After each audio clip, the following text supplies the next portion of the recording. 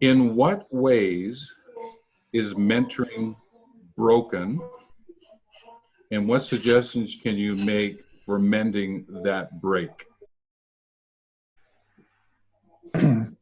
So I guess sort of my first thought is it broken or does it just need to be tweaked? So as part of a continuous improvement, which is one of the action outcome statements that we have is the continuous improvement of the mentor through continuous learning, is the aspect of from the mentoring process. So when you ask the question, is mentoring broken? No, it's not, but there are things we could do differently. There are things we could do better as part of our continuous improvement of the mentoring process. And I think from what I see, and I had a conversation just recently with someone who's chairing a mentorship program. It's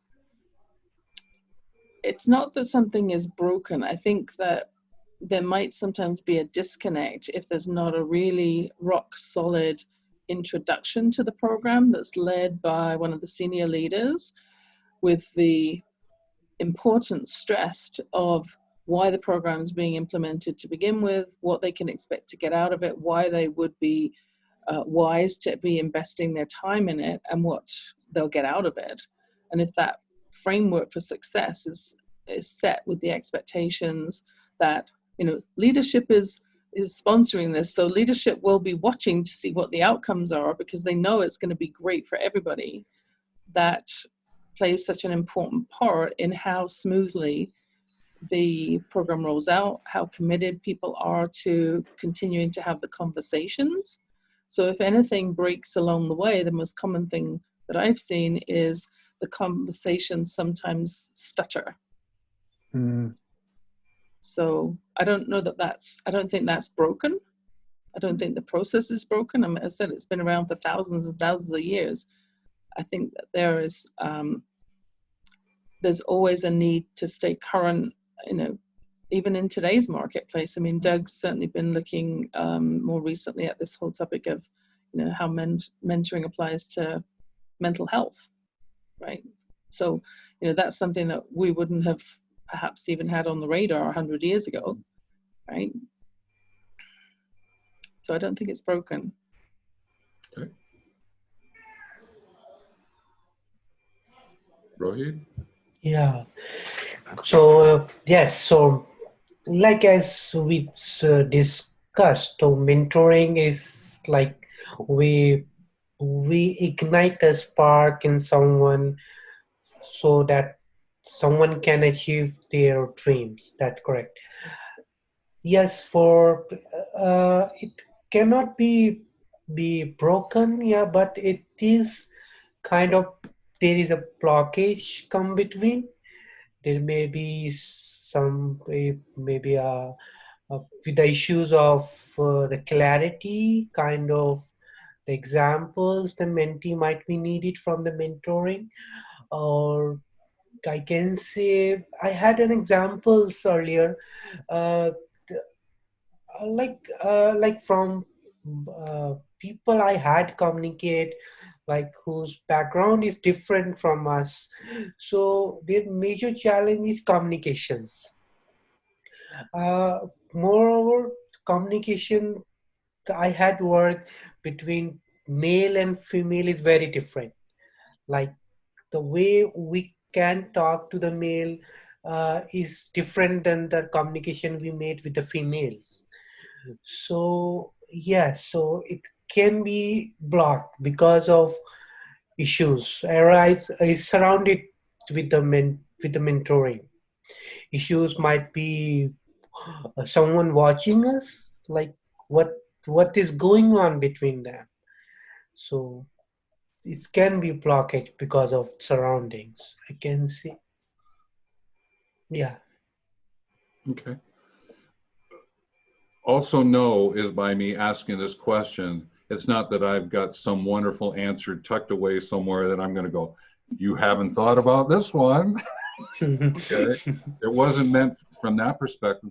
Where it actually came from was that it was a title of a TED Talk. Is that Mentoring is Broken was the name of the TED Talk. So I went in to listen to it. I'm curious, what's going on here, right? Right. And where it came down to was the notion of what's happened over the last number of years associated with what we now call the Me Too movement. It was really about what was happening with men and women being mentor-mentees, and what was taking place where men were saying, I'm no longer going to mentor women, all right?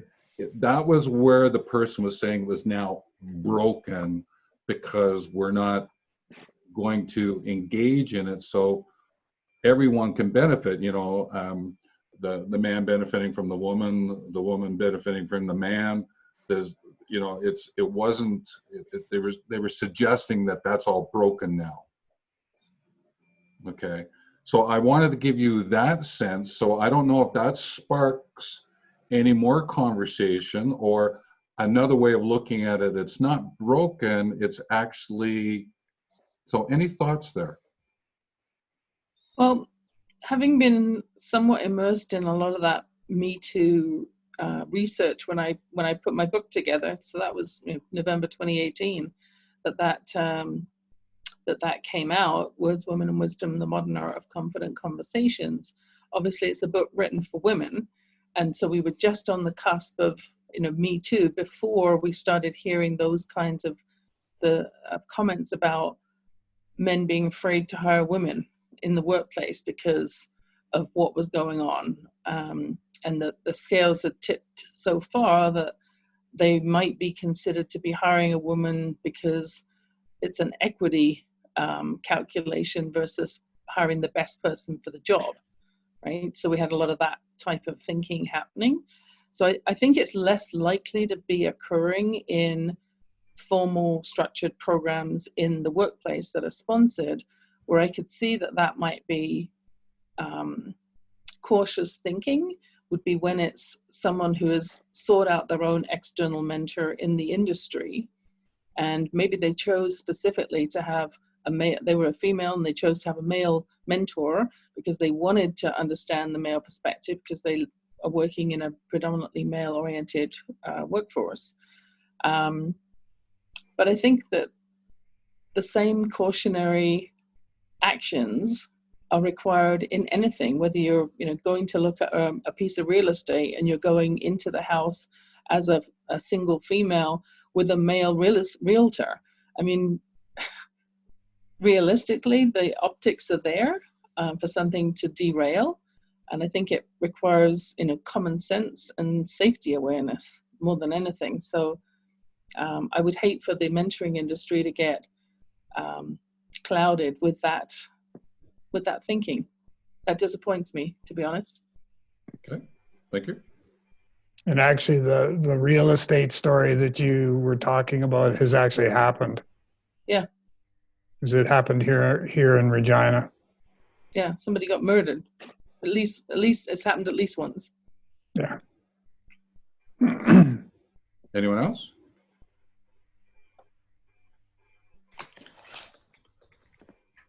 I think the hashtag Me Too and let's see, Lean In program. I think a lot of what that ends up doing for us as mentors is it sends us a message that we need to make sure that we, for lack of a better choice of words, have our ducks in a row when we go to enter into a mentoring relationship, and that we're cognizant of the whole aspect of mentoring different genders and what does that look like. And it's not just male female or female male, it goes beyond that.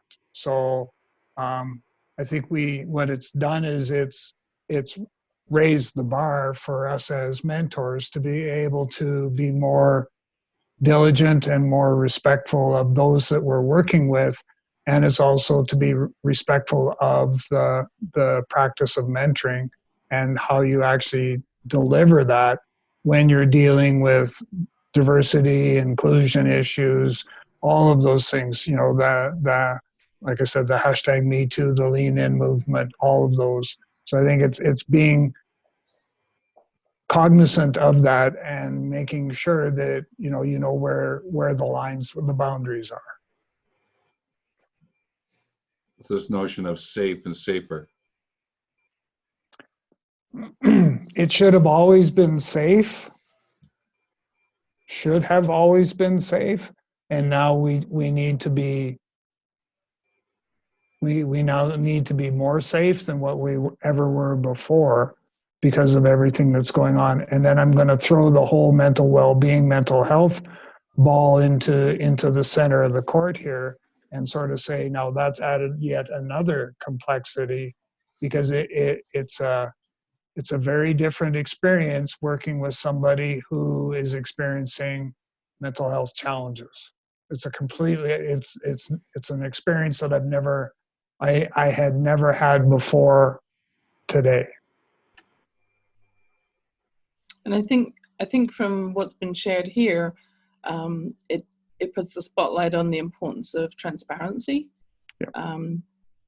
And you know, we've certainly in Calgary gone through, you know, we used to have all private offices for, you know, members at a certain level within an organization, and then it became, you know, the open football pitch with, you know, interior glass meeting rooms with all glass walls.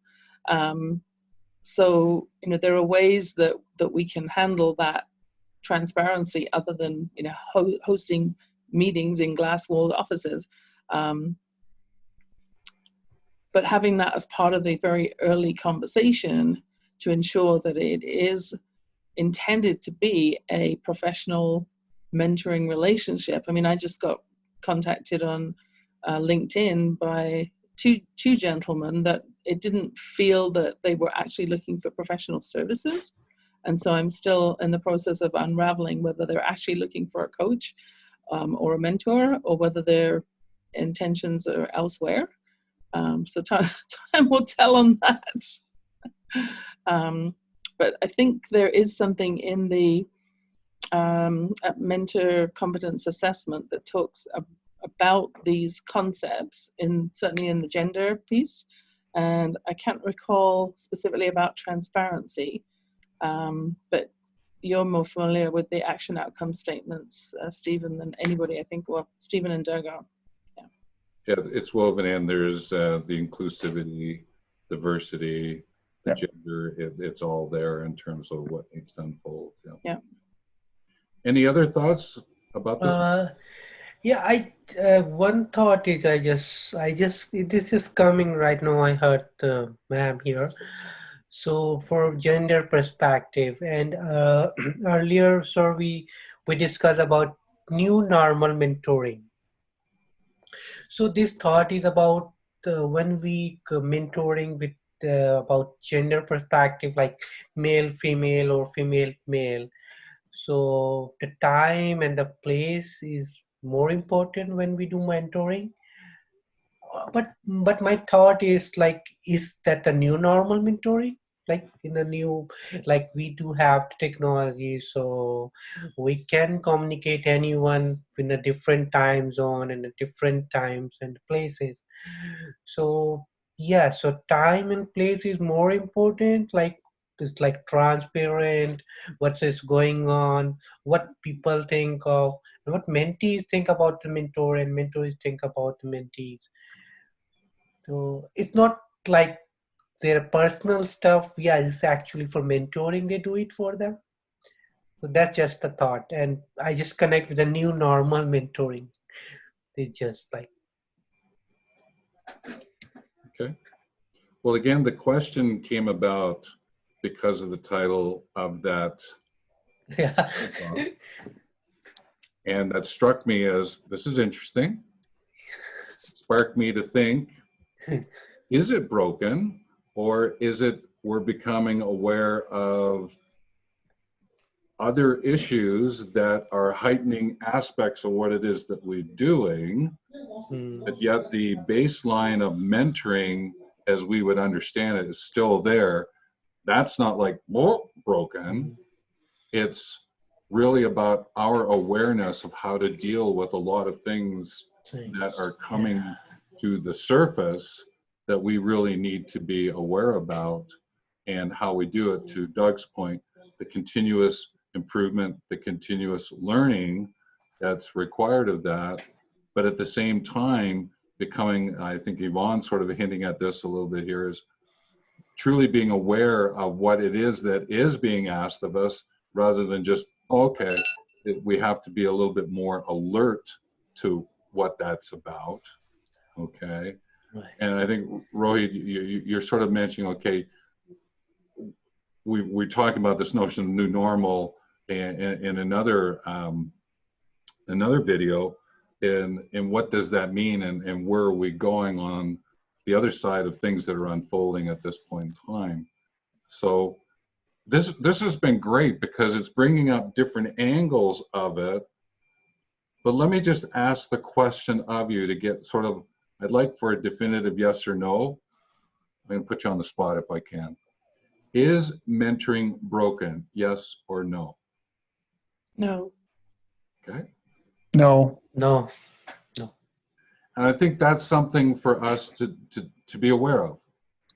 And if you're listening in, is what would be your answer to this? Love to see it in the comments section, wherever it is that you're reading it. And I will put the link to that TED Talk, all right, so that if you wanted to go see it, you have it and see how that person positioned it. But I'm always intrigued by how people are putting the story of mentoring out there now. Yeah, mentoring Right. is broken. Yeah. What Well, angles, right? What words are they using when they put it out there? Because I'm hoping it's helping. I truly do. I hope that what we're doing is helping, and our conversations are helping as well. So anyone want to say anything about this before we maybe move on to another topic? Well, I think the second part of your question was, is it broken, and how can we, if so, how can we fix it? Excuse me. So we're all in agreement that no, it's not broken, and yet, as Doug said, I mean, there certainly are constant learnings and constant tweakings that can happen. Having the International Mentoring Community Competence Assessment in place certainly puts the framework right there for, what is the preferred method, the recommended method, the ideal method, some of the things that you might not have thought about that are included in the action outcome statements. So it really is like a roadmap of how to do it right. And obviously, that has the capability to be tweaked over time or added to as there are extra elements. As Doug was saying, this is way different when we look at the mental health landscape than perhaps working in a regular business setting. So as long as we continue to pay attention to where that tweaking is required, then we'll be able to lead the field in this global movement. Thank you.